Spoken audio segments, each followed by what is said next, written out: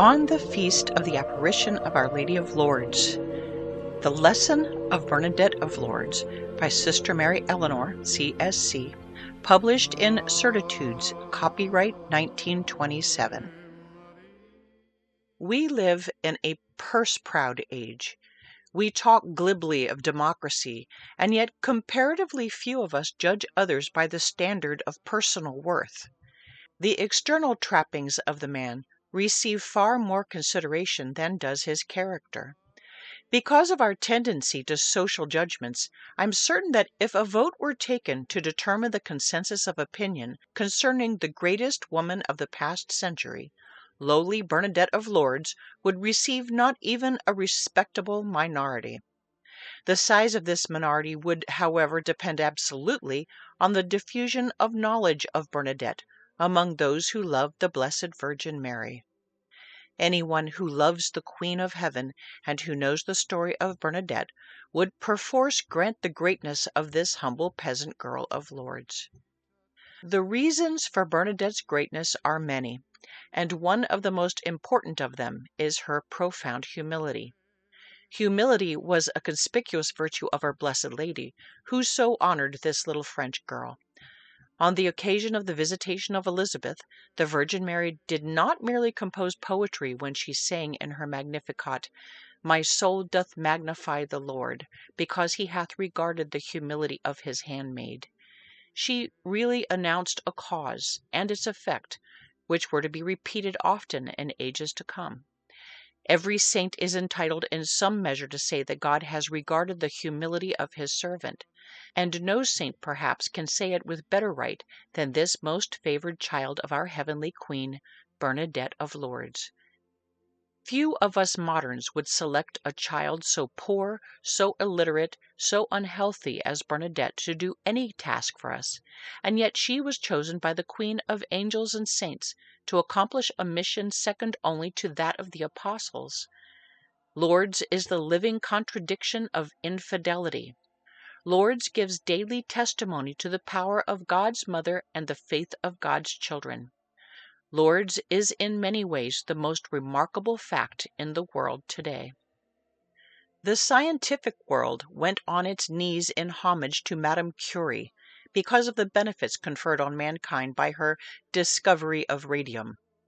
Many are grateful to her for the cure of cancer or other diseases through the radium treatments, but what homage is not due to the little peasant girl who at the bidding of Our Lady scratched the earth with her hand to release a stream of water which is to flow always for the instant healing of thousands diseased in body and soul, and for the benediction and conversion of an unbelieving multitude. The achievement of this child in the face of tremendous opposition is something to shake the foundations of incredulity, to awaken the admiration of the mightiest of the mighty, and to startle the ramparts of materialistic reasoning. This achievement is tremendous, and yet it was made humanly possible in consequence of her humble simplicity. This simplicity, in itself of course a result of grace, seems to have been more effective than were the first miracles at Lourdes in defeating those who opposed Bernadette's mission. By her guilelessness and unfaltering adherence to truth, she refuted the arguments of savants who sought to trap her. By her simple unconcern as she walked in the midst of thousands, some of whom doubted her sanity, some of whom worshipped her as one favorite of God, others of whom despised her as an impostor, she proved unmistakably the divinity of her mission. There is no more dramatic event in modern history than the one which occurred on Thursday, February 11th, 1858, an event which was to teach the world the power of the Mother of God. This event occurred near the town of Lourdes, in France, on the bank of the river Gave, and its immediate setting was Massabielle, which in the simple patois of the countryside means old rocks. On that day high heaven looked down on the most glorious scene of many centuries. There were two persons in this scene, and they were surrounded by a wild and solitary setting. A mill stream tumbled and frothed over its stony bed till it lost itself in the more placid river, shortly after it had passed the rocks of Massabielle. Just where these huge rocks reared their sullen heads highest into the air, 3 irregular caverns pierced their structure.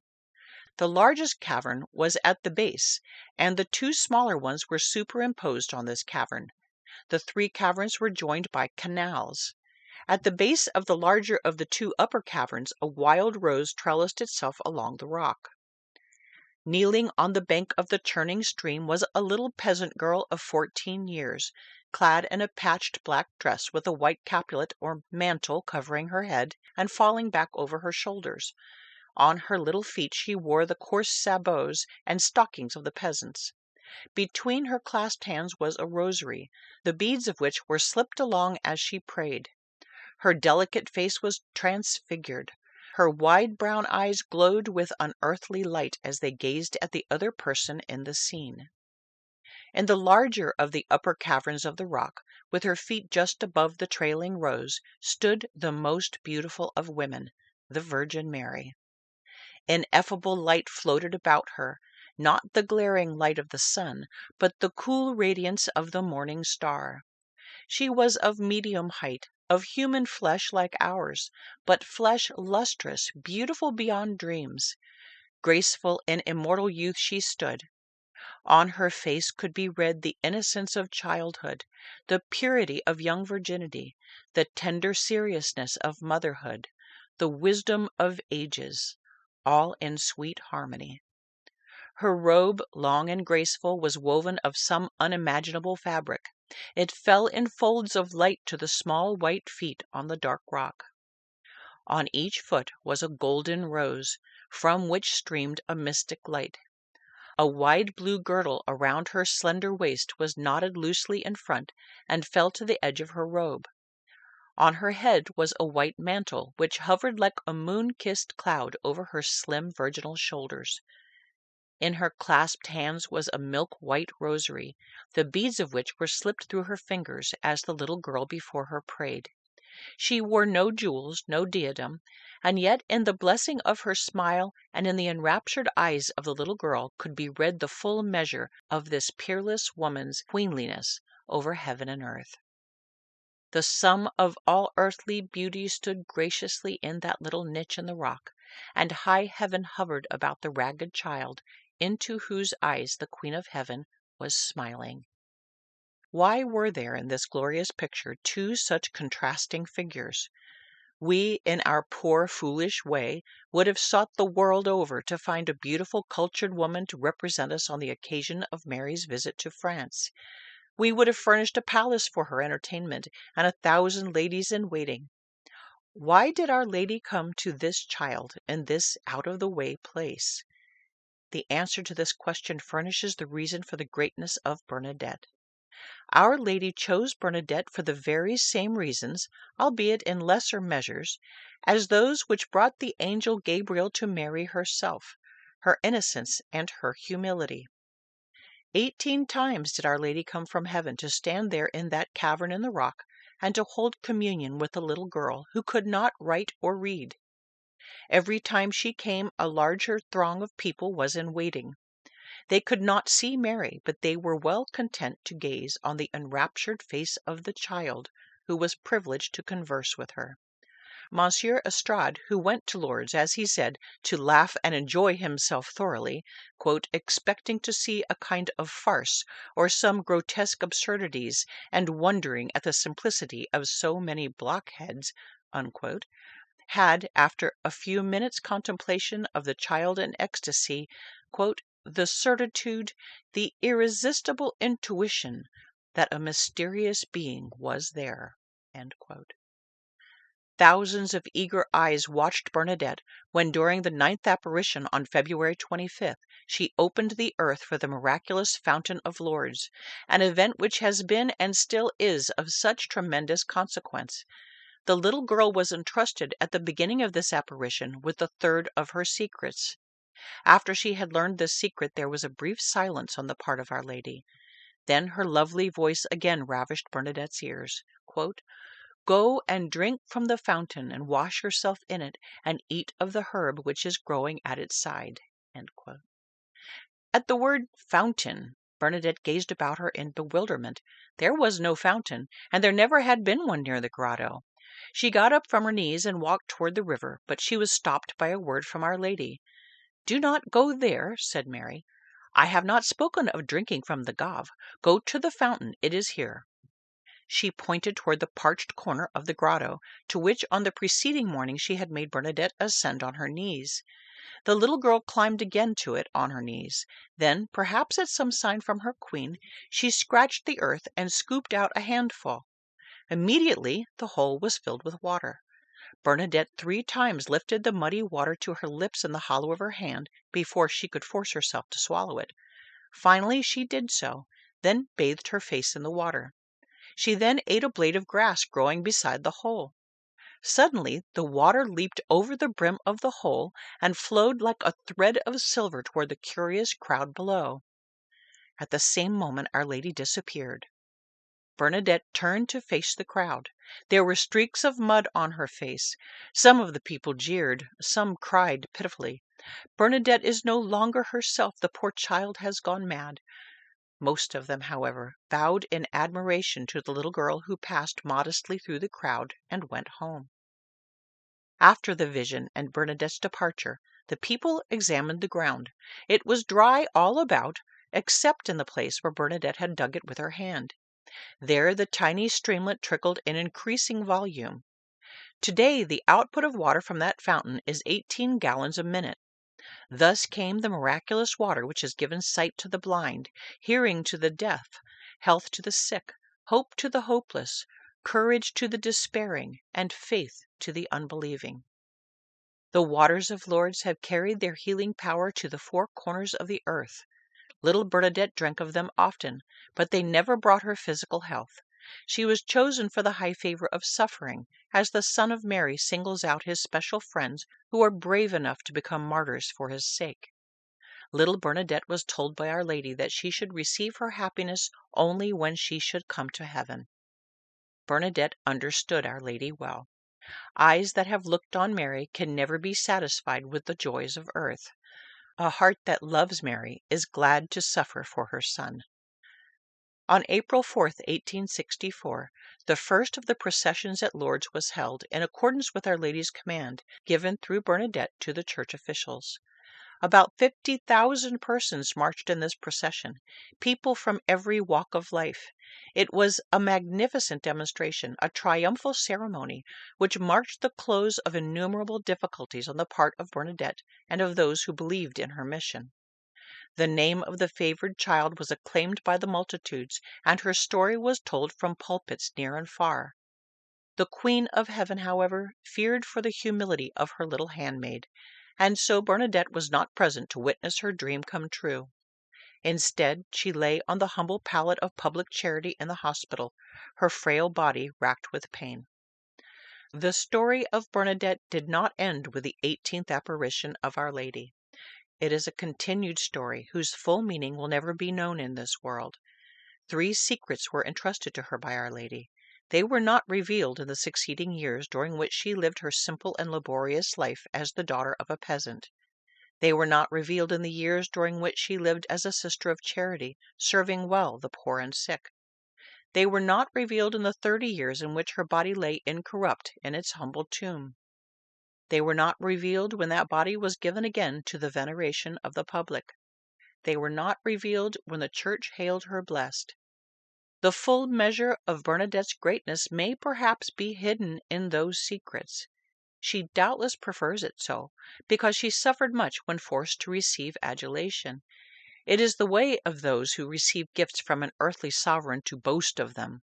Those who receive gifts from God, however, are prone to hide them in the depths of their own humility. When Sister Mary Bernard, as Bernadette was called in religion, was once asked whether she did not sometimes feel the temptation to self-esteem in having been thus honored by Mary, she answered, "What a strange idea you have of me!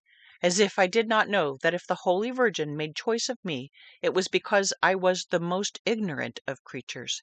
If she could have discovered another more ignorant, she would have chosen her in my place." On another occasion she said that Our Lady made use of her just as a woman makes use of a broom. After the woman sweeps, she puts the broom in a corner. So too, said Bernadette, quote, our Blessed Lady made use of me, and when my work was done, she put me away in a corner. It is the proper place for me. I am happy in it, and there I shall stay. End quote. Bernadette did indeed stay in her corner. Her efforts to avoid those who sought her that they might pay her homage were at times almost laughable. No pompous person ever made more heroic efforts to be in the foreground than this humble sister made to keep herself in the background. She was conspicuous only by her unfailing charity, touching many of the sick unto healing. She who so studiously avoided interviews with persons of wealth or of rank was happy when the sick clamored for her attention. Bernadette's sense of values had been perfected by that loveliest of women who stood on the bleak rock and spoke these heart-stirring words, I am the Immaculate Conception. This, then, is the lesson of Bernadette, the lesson of humility. Humility is the truth that sees things as they are and measures their values correctly. The lesson of clear-sighted humility is needed today more than any other lesson, and it is a lesson that Bernadette is perhaps better qualified than anyone else to teach. Humility is the safeguard of innocence, a quality of soul so much endangered by the false standards of today. It should be the prayer of us who know Bernadette that she may intercede for the sin-darkened world, that her glorified hands, no longer limited by time or space, may scoop up the healing waters which once flowed at her touch, and scatter them in benediction over the nations. Wherever these drops of water fall, there will surely spring up the flowers of humility and purity and faith. And that's the end of the text. Our love and honor to Saint Bernadette through the hands of our Blessed Mother, the beautiful Lady of Lourdes. On my own personal name day, my parents visited Lourdes while my mother was carrying me, and I was only named Lisa because it sounded good with Bernadette. And blessed name day to our spunky granddaughter, Clara Bernadette. Our Lady of Lourdes and Saint Bernadette, pray for us. Blessed be God in his angels and in his saints.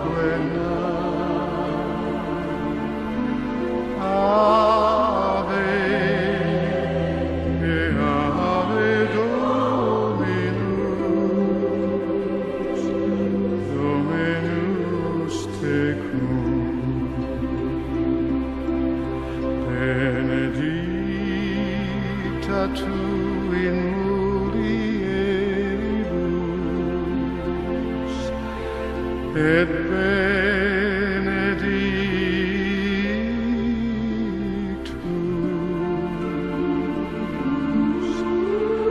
et benedictus fructus ventris,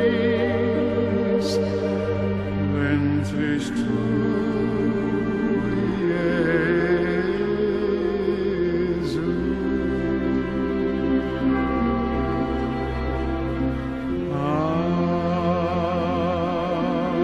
Ave Maria.